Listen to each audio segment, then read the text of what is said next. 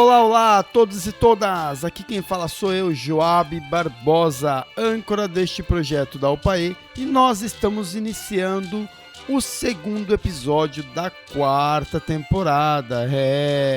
E para você que está chegando agora, a UPAE está em todas as redes sociais, em todas elas. Então, não deixe de nos seguir!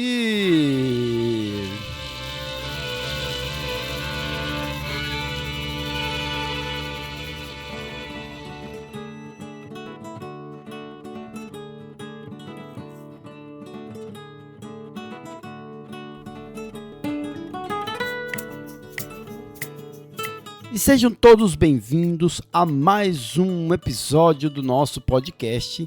E nós estamos retomando os trabalhos e já começamos com uma notícia interessante. O 4º Congresso da UPAE já está em processo e logo teremos mais notícias. E por falar em congresso, o nosso entrevistado de hoje é uma pessoa muito querida que já foi homenageado, inclusive, em um dos nossos congressos. Ele também é conselheiro consultivo da UPAE e, além de querido e respeitado no meio acadêmico por todo o seu conhecimento e contribuição. Conhecimento este que é resultado de uma trajetória profissional de disciplina, dedicação e muito estudo. Eu estou falando do professor João Palma. Bem-vindo, professor Palma, muita satisfação em tê-lo conosco. E para começar, professor, conte um pouco da sua trajetória profissional e como surgiu o seu envolvimento com a educação e com o ensino de arte. Começando aí o nosso bate-papo, primeiro eu agradeço o convite para participar desse podcast.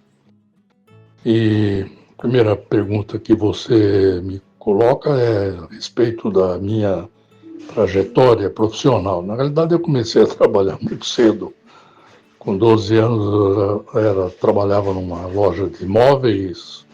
Depois, aos 14 anos, eu comecei a aprender o ofício de tipógrafo e trabalhei numa tipografia. E, em seguida, eu fui trabalhar no Banco Moreira Salles, onde eu fiquei até 1964, o ano do golpe, né? Aí, a partir daí, eu acabei indo para São José do Rio Preto, fiz o cursinho lá na Faculdade de Filosofia, Ciências e Letras, que hoje é o IBILSE, né, da Unesp, e comecei o curso História Natural. Em 68, eu comecei a dar aula e também acumulei com a direção de um ginásio que tinha acabado de ser criado ali no município próximo a São José do Rio Preto, chamado Mendonça, ali perto de José Bonifácio.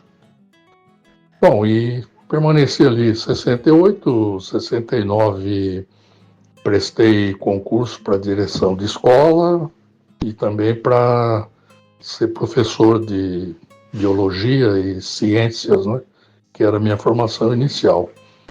Ingressei em 1970 como professor e logo em seguida eu fui convidado por um órgão da Secretaria da Educação para trabalhar na questão de formação de professores. Né? Tinha acabado de ser publicado a 5692, né? A reforma do regime militar, e aí eu aceitei o convite, mas só comecei realmente em 1973, né?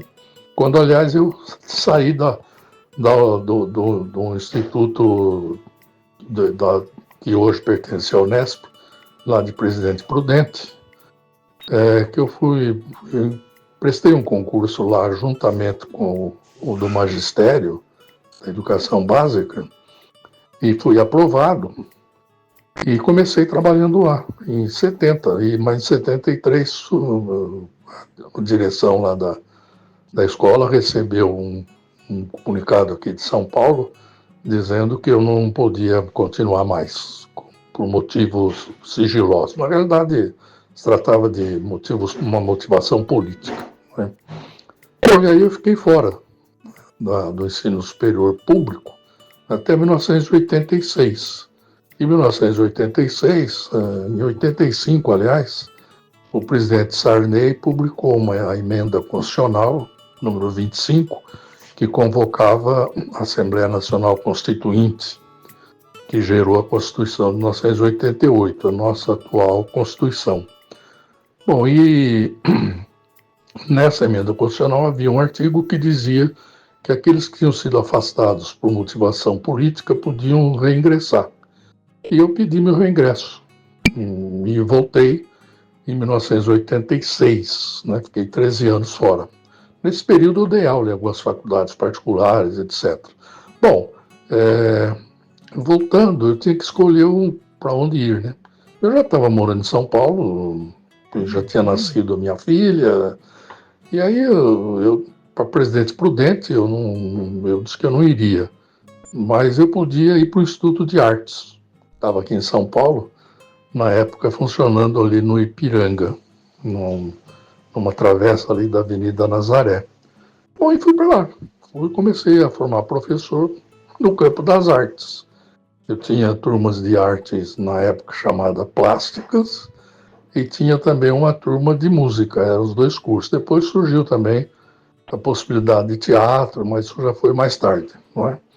Bom, é isso. E aí eu segui. Fiz mestrado, fiz doutorado, prestei a livre docência e prestei o concurso para titular, que foi o meu último concurso, em 2008. E me aposentei em 2014, não é? Bom, eu não sou egresso da área de artes, né? Eu fiz um curso de História Natural, que nem existe mais, hoje é um curso de Ciências Biológicas, né? Na época que eu fiz, tinha geológicas e biológicas, é uma formação bem completa, né? Bom, e aí aposentei em 2014, mas continuo lá no Instituto de Artes como professor voluntário, colaborando na pós-graduação, ministro disciplinas e também tenho orientandos, né? Já tenho praticamente, eu acho que já tem mais ou menos 50 pessoas, né? Mestrado, doutorado e também pós-doutorado, né? Bom, e enfim, é isso. Parabéns pela trajetória, professor. Professor, desde a temporada passada, o podcast da UPAE vem apresentando livros que trazem importantes contribuições para a prática educativa. Em 2024, o senhor lançou mais uma obra, dessa vez organizada em parceria com o professor Pio Santana, que faz parte da diretoria da UPAE. E o senhor poderia nos contar do que se trata o livro Arte na Escola Básica, Políticas Curriculares e Formação para o Ensino de Arte? Para falar um pouco sobre o livro que nós lançamos em 2023. É um livro organizado, na realidade, por mim e pelo Pio Souza Santana, que é meu assistente, na realidade, lá no Instituto de Artes. O Pio fez doutorado comigo e me ajuda muito, né? E nós tivemos a ideia, lá pelas tantas, de vamos publicar, vamos reunir em forma de artigo as dissertações e teses que, orientandos, tanto o meu como do Pio, defenderam, não é? Bom, isso resultou num livro com 22 capítulos, né? São artigos, né, que foram escritos a partir do texto das dissertações. A ideia, na realidade, era valorizar o trabalho desses orientandos, né? Eles normalmente têm dificuldade para publicar, e eles teriam aí pelo menos um capítulo, né, do livro. E resultou num livro de mais de 400 páginas, né, que foi lançado, bom, foi publicado em 23, mas acho que nós fizemos alguns lançamentos em 2024. Na verdade, são artigos todos que se referem basicamente ao que é o tema do grupo de pesquisa, né?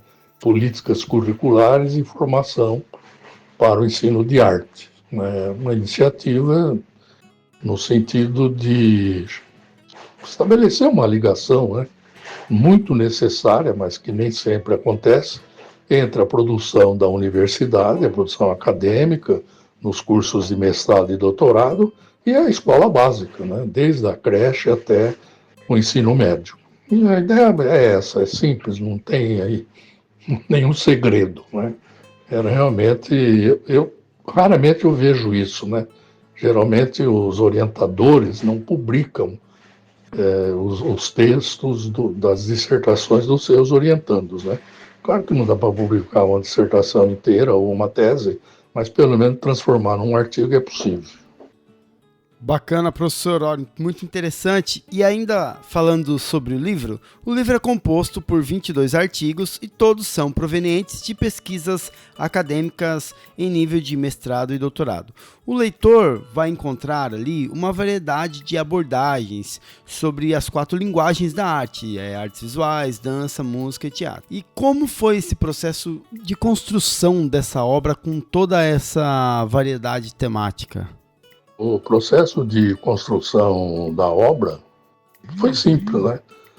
Nós convidamos um grupo de mestres já, né?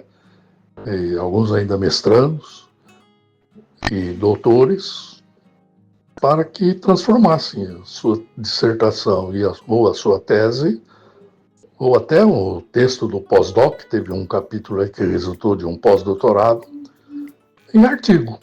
Aí procuramos uma editora, que aliás é lá do Rio de Janeiro, muito boa, muito atenciosa, e encaminhamos para lá os originais. E depois de 2, 3 meses, o livro estava pronto, né? Então o processo foi simples, foi isso, né?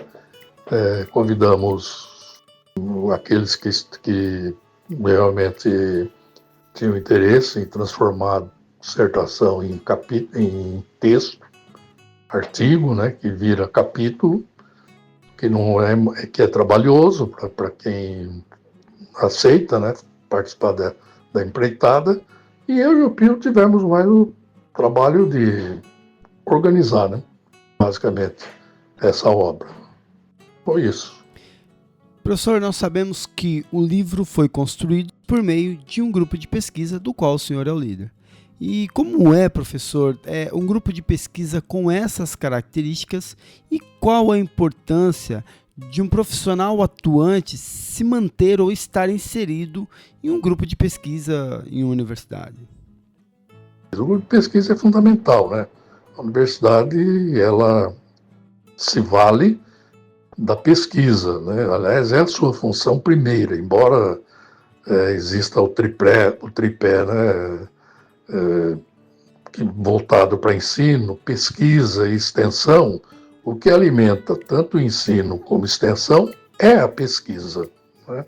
Uma universidade necessariamente tem que ter os seus diferentes grupos de pesquisa.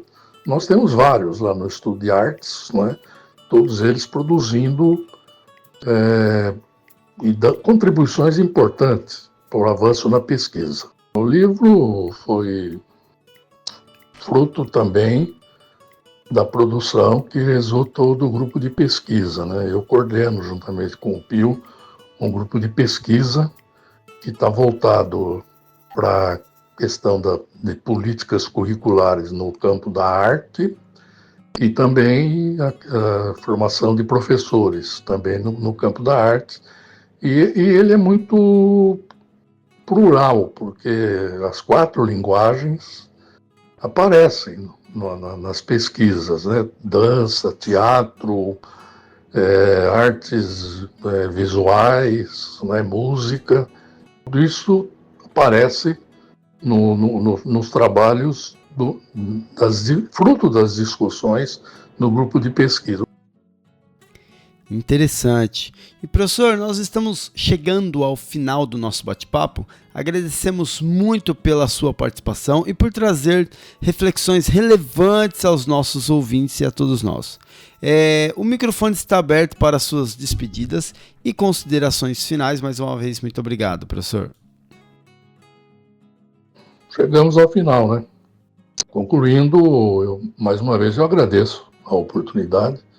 Foi muito bom poder, resumidamente, apresentar não só a minha trajetória profissional, como a contribuição que tem dado o grupo de pesquisa que eu coordeno, junto com o Pio, e também o livro que foi publicado. Nós temos a intenção de publicar mais outro livro ainda em 2025, ou no máximo no primeiro semestre de 2026, novamente reunindo fruto das pesquisas de novos orientandos que nós tivemos a partir de 2024. A ideia básica é essa. Mais uma vez, muito obrigado, viu? Nós que agradecemos, professor, e já de antemão, quando tiver o novo trabalho, o novo material, saiba que as portas da UPAE sempre estarão abertas, tanto para o senhor quanto para o professor Pio. E nós vamos ficando por aqui. Um forte abraço a todos que estiveram conosco e até o próximo episódio. Valeu, pessoal!